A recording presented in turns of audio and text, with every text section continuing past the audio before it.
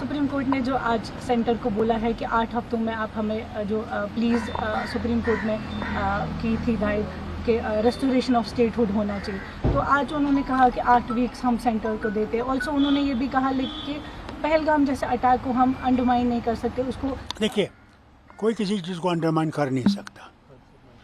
जब स्टेट थी तब भी होते थे।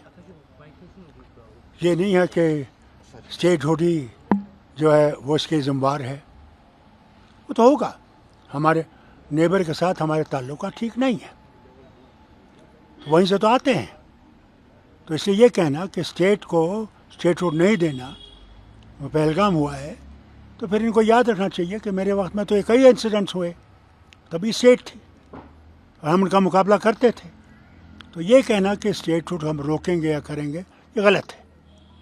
यहाँ लोगों की उम्मीदें हैं कि सुप्रीम कोर्ट इसी तरफ देखेगी और हमें अपना हक वापस करेगी, जिसका वादा गवर्नमेंट ऑफ इंडिया ने भी किया है, पार्लियामेंट में भी किया है और पार्लियामेंट से बाहर भी किया है और सुप्रीम कोर्ट में भी कहा है। तो हम उम्मीद करेंगे इस तरफ वो हमारा हक हमें वापस दिलाएं।